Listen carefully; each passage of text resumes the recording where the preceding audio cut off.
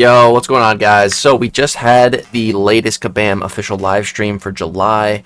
It was just this morning. So in today's video, we're going to be going over all of the big important information that they dropped on the stream. So let's go ahead and get started. So, got a bit of a Saga overview. We already know all this stuff. Heat Wave, yup. Fantastic Force recruitment. This is, the new side quest coming up. We're going to skip through most of this. They spent a lot of time on it and plays testing. A full link to the stream will always be in the description of these types of videos, so you guys can, watch the entire thing for yourselves. But we're not going to watch them use 2-star champions right now, so let's go ahead and skip ahead. So a little bit of Mr. Fantastic gameplay here. Check that out. He is, of course, our Saga Chase that we're currently working on. Me personally, I'm really not that excited about this guy. Meh damage. Alright, we got Grandmaster's Grace Volume 2. You guys know this stuff. It's just if you're opening up crystals, it's going to carry over throughout the entire saga. Alright, then we get to some big information, and that is the Battle Realm Brawl, November 8th to the 9th, which we already knew. So Summoners Fest, meet the devs, play unreleased content, massive reveals, and roadmap teasers. And Battle Realm Brawl is back. More details on how to qualify soon, which is now up.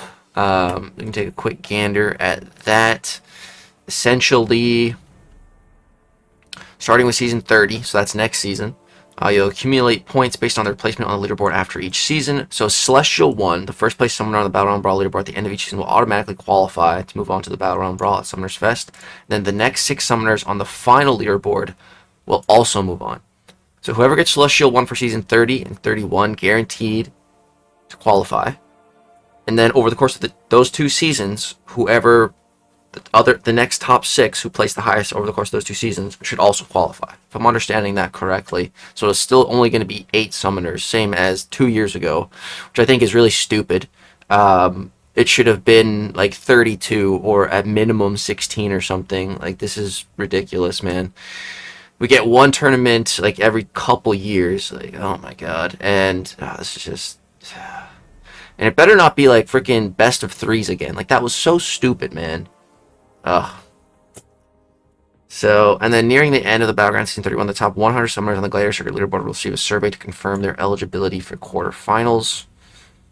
So yeah, this is pretty lame. All they had to do was top 8 for Season 31, or for Season 30, and then top 8 for Season 31. 16 summoners, fly them out to the Brawl, boom. But no, they got to do it in such a stupid, weird way, man. Like... I don't know. It's freaking Kabam, man. They always find a way to screw things up, I swear. Alright, let's keep going, though. So, we got some Fantastic Force Saga Incursions coming up. The rewards for this are going to be 10% Tier 7 Basic, Tier 4 Alpha, some research grants, that's for Mr. Fantastic, 1 Shatter Essence, generic 1 to 2 gem at 15,600 crystals, and 15,000 Summoner Fest Realm points. So, there's going to be a Realm event running all summer long. Hopefully starting soon, because we're already in summer. And just doing stuff is going to give you points towards that. And then, for example, doing this is going to give you a bulk amount of points.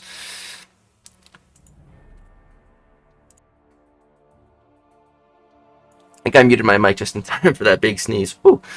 Okay, let's keep going here. So, it's starting August 13th. Oh no, this is when the regular incursions return. The Saga ones are starting... July 9th. Okay, so that's a week from now. It's coming up soon. It's going to go until August. Alright, and then we have a new Alliance War Encounter Showcase. So, highlights of the Genesis and Coda Tactic. Rewards completion are 10% Tier 7 Basic, 5 7-star Sig Stones, 5 Research Grants, 7,500 Summoner Fest points. For Exploration, 20% Tier 7, 1 Shatter Essence, 5k Titan Shards, 7,500 Summoner Fest points. Nothing really crazy here, man. And then we also have the Saga Champion Showcase, which is like the additional stuff. So there's Cosmic Skill Pass, the rewards, some more Tier 7, 4 to 5 Mystic Mutant Rank Up Gems, some SIGs for those class types, and some 7-star shards. Alright, and then we have a Raid Month upcoming, which we already knew. That's going to be starting, I think, after this week of Alliance Quest. So that's going to be fun. Got a little art for the next update with Maker and High Evolutionary. So the Valiant event quest is returning, which is fantastic to hear. July 9th to August 6th. But this one's going to be new. It's a new event quest format test. So, you know, lately it's been Crucible style, 1 champion on your team. Now it's saying 3 champions on your team. And it begins with a boss fight. Each quest has specific class restrictions, required full team choice node swaps. Oh, wait, so you have to swap out all 3? Wait, what? Multiple scaling. This sounds weird, but yeah, interested to see how that shakes out. I'm just glad they're bringing it back. We have Future Foundation launching July 23rd. We got weekly objectives.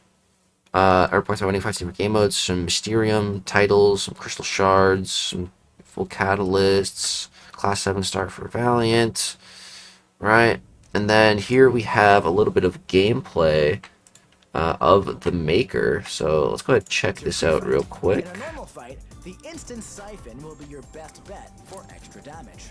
Build up to your special 1 while pushing the opponent against the wall. Then launch to place your plasma mine. From here, try to get your opponent to trigger your mine. And to recharge it, use your evade stun to buy some time to charge your heavy. While building to your special 2, try to set yourself up so your opponent will be pushed into the plasma mine with your attack when you launch it. And then, just watch that massive burst of plasma. These animations look crazy. Into pieces. If the opponent isn't already knocked out, just repeat this process until they are. Now, if you need some extra juice, you can go for your special 3 to empower your plasma mine to deal constant bursts of plasma damage, which is perfect for taking on those larger health pools and beefing up those red numbers. And hey, don't forget it's a very interesting playstyle. Alright, so let's check out these pre-fights. So, like, for everyone who doesn't know, the Maker is essentially an alternate version of Mr. Fantastic, essentially. So it seems like he's mirroring Mr. Fantastic with the pre-fights. I believe these can be used with other champions, similar to Mr. Fantastic. So there's a Cowardice, so inflicts 25% Cowardice passive at the start of the fight. And I'm assuming they also work similar to Mr. Fantastic, and if you knock them down, you refresh them. But a big difference here is that these are passives and not debuffs. So we also have Instant Siphon, inflict a 16% Instant Siphon passive at the start of the fight. Then we have Special Power Drain, which I think is new. 60% Special Power Drain passive at the start of the fight. So some interesting stuff there. So that is the Maker.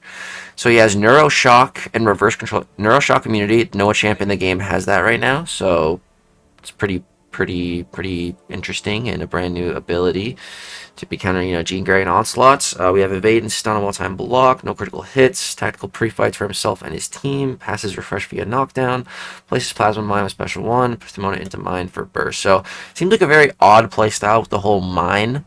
So yeah, I'm really not sure how I feel about this guy just yet. But, yeah, let's go ahead and check out the High Evolutionary next. Let's take a gander here. High Evolutionary, can we get that on the screen there? To begin, focus on your basic attacks to ramp up your exhaustion debuffs and build your combo detonation charges. Well-timed blocks also inflict your withers, so make sure you're building those as well. Build up to your special 2 while pushing the opponent against the wall, and launch to place your evolutionary field. From here, build up to Evolutionary field. Huh. When that combo detonation would explode, so Whoa. it reinflicts as it expires. Oh. If the opponent isn't Huh. already knocked out. That's what Cassie has. Launching your special 1s while your evolutionary field is active. And in a longer fight, Damn. if it falls off, just head back to that special 2. And hey, that auto block can come in handy and get you out of some sticky situations. So, don't be afraid to get a little aggressive and accelerate the fight to your vision. Just make sure you stay focused and keep everything under your control. Huh. He seems pretty cool. I like what I'm seeing there. Okay, so we have immune to buffs granted by champions. Oh, that's really interesting. That's really interesting. We have immunity to rupture and neutralize. That's stupid, and I hate that because this guy is supposed to be a defender, or so I've heard. And now I can't take him with Spot because he's rupture immune. That sucks. Inflict exhaustion and wither debuffs. Potent auto block passive when struck with the same basic attack in a row. So it kind of sounds like you have to play him like Mixmaster, or you're gonna get auto blocked. So like alternate your hits, so light medium type deal. Combo detonation. So yeah, he definitely seems like he's gonna be an annoying defender. Yeah. Like, it feels like every single month we keep getting annoying defenders, bro. Like, slow down, Kabam. Alright, and then we got Solvark, our next idol. I think there's a little bit of gameplay with him. Let's take a gander at that. I mean, none. And I would like to change that. So how about we roll the clip? Roll it. So we're fighting an onslaught right now. So boom, uses the special 1, stuns him, gets to the special 2, drops the special 2, and cooked. Okay. And like everyone pretty much theorized, he is tech. That makes total sense.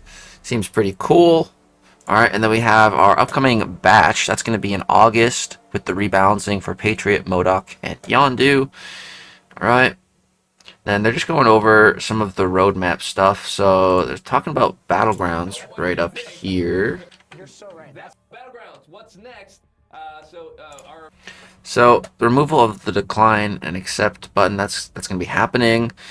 Replaced by an automatic match countdown, that's great. And we have in progress the shuffle signet. So something really cool about that they said is that, you know, when they change it, it's not just going to be, it's going to give you all different champions. It's going to give you different champions, but it's also going to keep the champions that you re-rolled. So in case you wanted to keep one, you can. So if they do it that way, I like the sound of that. Whitelist and blacklist updates. Battlegrounds needs this, dude. Like, Serpent is running wild every single season in every single meta.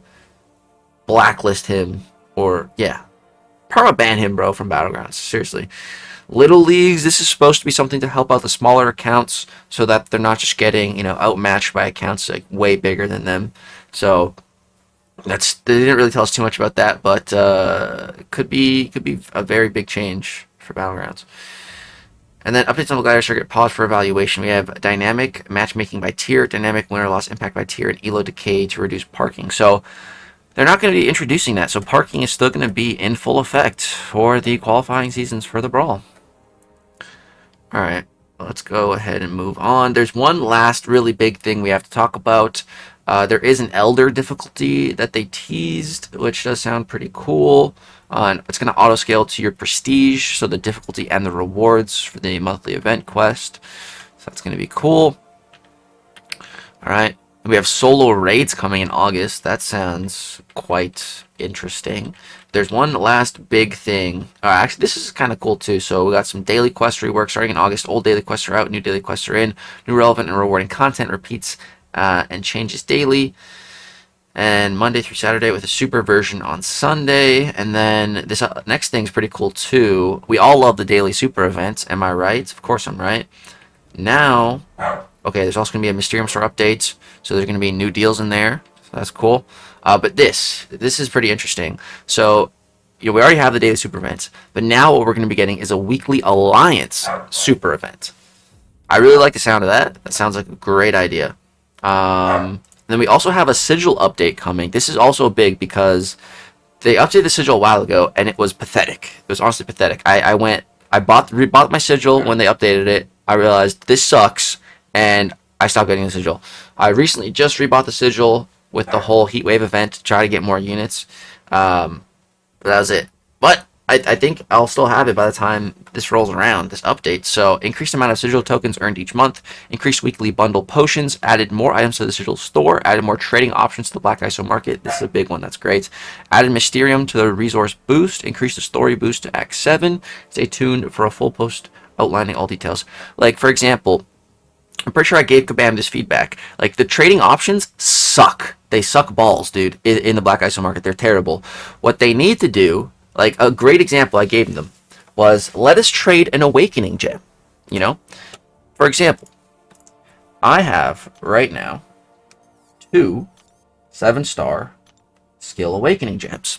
So give me an offer in the Black ISO market where I can trade one of these skill gems in, and I'm guaranteed to not get a skill gem back. It's going to be random, one of the other 5 classes, but it guaranteed won't be skill. That'd be a great deal. And it's like, you're not even losing it. You're just trading your class type. Like that, I guarantee you, people that have multiple class types of a gem that don't purchase the sigil, if they saw that, I guarantee you that would get some people to buy it. Like just unique, good player-based trade-in options, not freaking 20 tier 3 alphas for one tier 4 alpha. That's like, oh, that's just gonna bring chaos to your catalyst stash, and especially when you need to retain tier 6 basic with your tier 3 alpha, and one just goes completely out of whack. Like, those are not pro player deals, in my opinion, man. There can be so much better deals that you're paying money for a premium store to have access to. There needs to be better trade-ins. All right, now, so currently the relics that we have are called Battlecast Relics. What we're getting now are Statcast Relics, so they're different.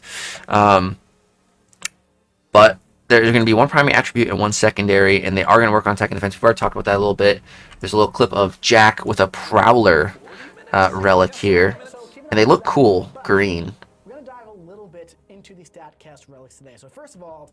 So that's cool. Excited to see those.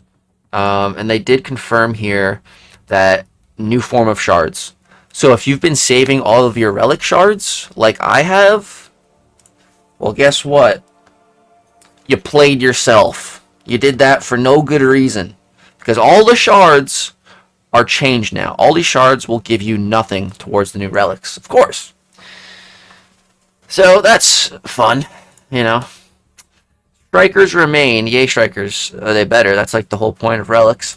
Existing alloys, rank up gems, etc. will work on Statcast relics. Statcast will be available at 5 to 7 star rarities. So we're going to get 7-star relics. Should be interesting. I was kind of theorizing that with the green outline. Thinking it could be the next level. So our initial batch is a whopping 60 unique Statcast relics per rarity. Okay. Alright, and then we get, this is what I was most excited about. I teased it like 6 minutes ago. But there's a bunch of other stuff we gotta talk about first. Rebirth event. So, you know, this was like the reunion event we had last year where like everything was all pixelated. I like that event. It was cool. So this year they're calling it the Rebirth event. So they're going to be updated 7-hour crystals, Act 8 Crucible, solo objectives, Crucible Realm event. Dude, that sounds lit. I like the sound of that. And then a new Legends selector pool featuring 6 champions. So 6 champions, you know, that were 6 stars. 4 are going to be getting introduced to 7 stars now. So Viv Vision is one of them with some bug fixes and ability cleanup. And then 5 more champions, and they're all supposedly receiving a tune-up. So, the Science Champion, we get a little teaser for it here. Show me the teaser. Teaser. There we go. This is our teaser. Take a guess. It's Anti-Venom. So Anti-Venom is our Science Champ, which, I don't really like Anti-Venom, but maybe if they buff him, maybe I'll like him. I don't know. He looks cool. He certainly looks super cool, but I've always been so disappointed with him in game. All right, next up, this is your teaser for this one. This one was tricky. Like, I was thinking I-Bomb at first, but I'm like, that wouldn't make any sense. This is our Mystic Champ, if that gives you a bit of a hint. And Dr. Voodoo. Dude. This is my number one pick out of this. This is the guy I'm most excited for, without a shadow of a doubt. Because if Dr. Voodoo is getting a buff, first of freaking all, Dr. Voodoo is awesome, bro. He is such a throwback. Like, I just remember peak MCOC YouTube back in the day when Dr. Voodoo came out. Seaton was going for him, pulled him, and then he got like so lucky, pulled Voodoo, pulled like a Mystic Awakening gem for him. Like, the stars aligned for him. It was crazy. And I remember just being so envious of Seaton for pulling that Voodoo. I'm like, dude, I want Voodoo so bad. I just remember that vividly, dude. Then I finally got like a 4-star Voodoo. I think Seaton had the 5-star. So I was rocking the 4-star. And I was still having fun with him. And he's very good. He's got power control. He's got that poison. And like, what I want to remind you all today is that Dr. Voodoo is such an old champion. But so many of his core base abilities would be so meta relevant today. The power control for sure. The poison. Guys, what brand new crazy defender in the game is countered by Mystic Champions with poison? Oh, who's that again? Dark Phoenix. So Dr. Voodoo is should be a pretty solid counter to Dark Phoenix. He should be a pretty good counter to Serpent. Should be a pretty good counter to Deathless Thanos. Wait, no. Deathless Thanos is poison immune. So he's probably not going to be good, which is honestly a good thing. But I think he should be very good for Dark Phoenix, and I think he should be pretty solid for Serpent too. And you know, that's Dr. Voodoo right now. He's gonna get tuned up, so he's only gonna get better. So I'm absolutely most excited about Dr. Voodoo, man. All right, this is our next teaser. I had no idea who this one was. No freaking clue. It's a Night Thrasher, which I wonder if B McG had some pull for this, because that's like his favorite champ. So I don't know. Maybe he's working on the tune-up or something. That'd be pretty cool. But yeah, I don't like Night Thrasher really at all. I'm not really excited about him personally. Then this teaser, I knew exactly who this was because, well, yeah, like I just know where this art is from. Like when the champion first came out, I was like this art. The moment I saw it, I knew it. This is our mutant champion. Give you just a second to guess. Sabretooth, Saberman. So like Sabretooth was once relevant when he got like a updated synergy for a while. And then I think they nerfed the synergy. But he was good for like a little while. But yeah, Sabretooth buff should be interesting. What I really just want is a Wolverine buff. Give us 7-star OG Classic Wolverine. But if we can't have that, maybe Sabretooth will do for now. And then this one. I was like, what the heck is that? And then I turned my phone. I was like, oh, I know exactly what that is. This is the Cosmic Champion. This is a weapon. Give you a second to guess. Cull Obsidian. So, Cull Obsidian, I believe... Was he buffed? I feel like he was at one point. I feel like he was changed at one point or something. Along with like Torch and Namor back in the day.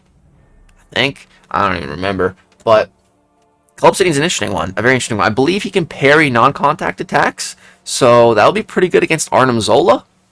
But yeah.